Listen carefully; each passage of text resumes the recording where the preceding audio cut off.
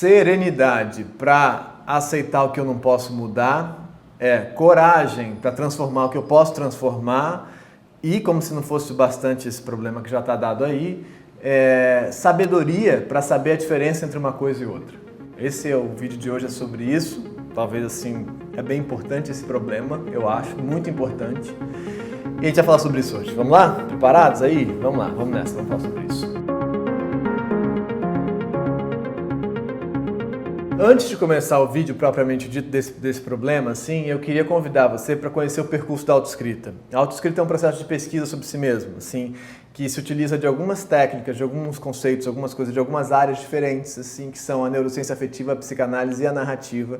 E aí tem umas práticas para você conseguir entender por que você sente as coisas como você sente e faz o que você faz, essencialmente falando. E ela é feita aqui nesse canal por vídeos, aulas que estão aqui no canal, 5 vídeos, e uma live todo sábado comigo para tirar as dúvidas dessas práticas que você vai aprender, sacou? Então é assim que funciona a autoescrita. Vai conhecer a autoescrita, porque tudo isso que eu vou falar tem tudo a ver com isso que eu estou dizendo da autoescrita, tá? Tem aqui o link, tá aí embaixo também na descrição do vídeo o percurso da autoescrita para você conhecer. Vai lá, de verdade, porque eu acho que é um jeito de entender como é que você diferencia as coisas. Mas vamos lá, vamos pensar sobre essa questão assim, né? Serenidade para aceitar o que você não pode transformar. Serenidade é uma palavra assim já muito encrencada, e a ideia de aceitação é muito encrencada. Por quê? Primeiro, isso é uma coisa, a gente pode abrir isso em outros vídeos se vocês quiserem voltar a isso assim, mas a ideia de aceitação não é um processo automático. A ideia de aceitação passa por um luto, né? E o luto tem muitas etapas, que não são etapas assim marcadinhas como vendem para você em geral, são etapas assim que se misturam, que se confundem, mas passa por muitos lugares, de reconhecimento desse afeto, dessa frustração, de raiva, de culpa, de tristeza, de muitas coisas, até a gente chegar numa certa aceitação. Não dá para você inventar que você é sereno e aceitar. Você tem que passar por esse percurso, né? Que é essencialmente reconhecer que o mundo não é do jeito que você gostaria. E aí a gente coloca já a coisa que é a tônica desse vídeo aqui, essencialmente, que é assim: a gente tem nossas necessidades afetivas fundamentais, todas elas, são 7. Vai ver o vídeo aí embaixo que explica quais são elas, não vou explicar de novo, tá nesse vídeo aí embaixo, de verdade vai ver, porque é importante porque eu vou falar. Então a gente tem as nossas necessidades afetivas fundamentais e tem o mundo. O mundo não tá assim contemplando elas como a gente gostaria, vamos dizer assim, né? Não é assim, mas a gente tem as necessidades, tá? E aí a gente tem que então às vezes aceitar que o mundo não é como a gente gostaria que ele fosse. Só que isso é um processo de luto sempre, né? É um processo de frustração e luto, né? Que você tem que vivenciar o luto das suas necessidades afetivas fundamentais, entendeu? Então isso é um percurso, assim, esse embate entre as necessidades e o mundo, né? E o processo de luto que vem daí, saca? Então a serenidade não é assim mágica, a aceitação não é mágica, ela tem que ser elaborada, processada como um luto, saca? Isso é a primeira coisa. Então, entender o que tem aí nesse jogo de forças entre as suas necessidades e o mundo, e quando que o mundo é mais forte. Ou seja, o mundo é mais forte. O mundo, eu não consigo vencer isso aqui. Isso aqui aconteceu assim, isso está dado, isso é assim, não pode ser transformado, entendeu? Isso é um lado da história. O outro lado da história, coragem para transformar. Coragem para transformar. Coragem é uma palavra que a gente gasta ela de um jeito assim muito irresponsável, né? Tem que ter coragem e tal e tal. Mas se eu tô com muito medo, que me paralisa e tal, é uma coisa assim terrível e tal, e que eu não consigo enfrentar, não dá simplesmente por dizer que você tem que ter coragem. Eu sempre dou esse exemplo, que é como dizer para uma criança, Martim, meu filho, por exemplo, dizer assim: vai lá, enfrenta esse medo que você tem do escuro, sei lá o que, vai, você tem que ter coragem. Ele não tem, ele está com medo, ele precisa de ajuda, né? Ele precisa de ajuda, né? Então não tem como inventar coragem, assim, produzir coragem do nada. Assim como você não produz aceitação do nada, você não produz coragem do nada. Você tem que conseguir processar aquilo e entender se você é capaz de enfrentar aquilo. Às vezes você é capaz, às vezes não. Isso tem a ver com muitas coisas, mas de novo com as suas necessidades afetivas fundamentais, isso tem a ver com o seu impulso. Então, coragem para transformar não é coragem de transformar, é qual o tamanho do seu desejo nesse caso, né? E você acaba sabendo se você tem coragem para transformar se você transformou, né? Então, cara, eu não aguentava essa realidade, eu tive que transformar ela, porque o meu desejo era imperativo.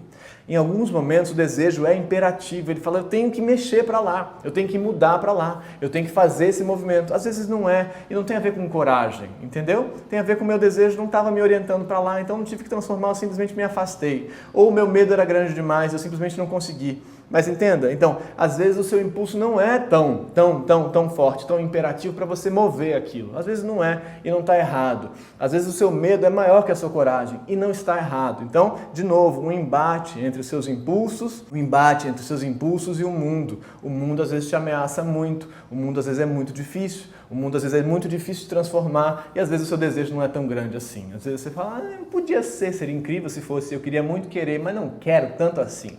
É necessário reconhecer quando a gente não quer tanto assim também. É incrível quando a gente quer, quando a gente muda o mundo e tal, e muito legal, quando a gente produz transformações no mundo, é genial e a gente é sim capaz de fazê-las várias vezes, mas não sempre.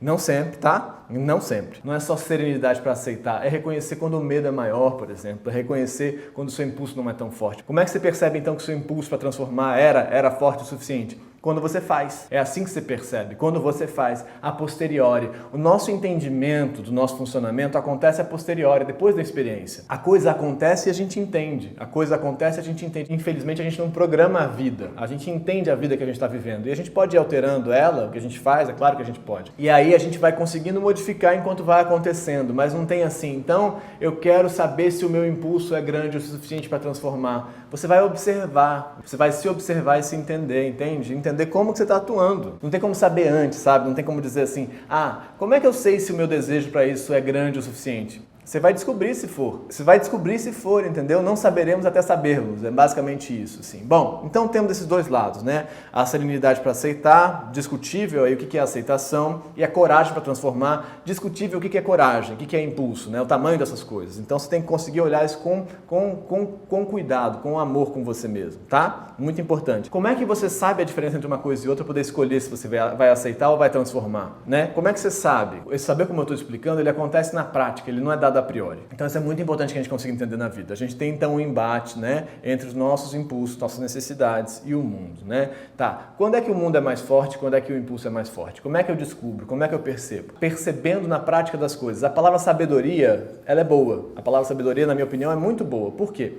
O que é sabedoria? É uma série de experiências que te dão uma informação, né? Você tem muita experiência na vida e você sabe mais ou menos quando uma coisa funciona ou não, né? E você sabe, assim, alterar a sua tentativa. E aí é muito importante que se entenda uma coisa. Você não vai encontrar respostas para nada disso. Você vai tentar. Você vai tentar. Você não vai achar a melhor resposta para as coisas. Quando me perguntam em sessões de atendimento, em texto, o que é que seja, mas o que eu faço? Eu aceito esse chefe ou eu mudo de emprego, né? Eu aceito essa relação ou eu mudo a coisa? O que eu faço nesses casos? De um modo geral, as pessoas têm aí uma expectativa de que haja uma resposta certa e ela não há. O que há é uma tentativa. O que sempre há é uma tentativa, não há uma resposta certa. E nada daquilo vai determinar a sua vida de fato, né? Você vai tentar, você vai tentar de novo. E é sempre provisório, entende? Então, como é que você entende quando é que você vai, quando é que você não vai? Fazendo a coisa, fazendo e percebendo e reconhecendo, então, seus impulsos, suas necessidades e reconhecendo o mundo, o outro, o limite do outro, o limite da realidade. E tentando, e adequando, e tentando de novo e percebendo, tentando de novo e percebendo, e aí construindo aí sim uma sabedoria de entender que de modo geral, quando é assim, aponta para lá, de modo geral, quando é assim, aponta para cá, mas nada disso é um conhecimento estático, feito, acabado, nada disso está dado, é sempre provisório, é sempre uma tentativa, é sempre perceber de novo, é sempre, como eu digo, um equilíbrio dinâmico, não é assim, entendi como é que funciona e agora vai. A cada vez você vai ter que refazer a sua hipótese, tentar de novo e olhar e falhar de novo e falhar melhor. Tentar de novo, olhar e falar, será que vai? Porque eu precisaria que fosse, mas agora não foi, falhou. Então vou ter que aceitar, então vou ter que elaborar. Nada disso é feito a priori, tudo isso é feito na prática, em movimento. A vida acontece assim sem ensaio, ela vai sendo feita enquanto ela acontece. A vida acontece no processo dela mesma, ela não acontece antes, quando você observa e faz a escolha certa. Não tem escolha certa, a escolha não vai levar você para o lugar certo, para a melhor vida, para a vida certa. Não tem isso.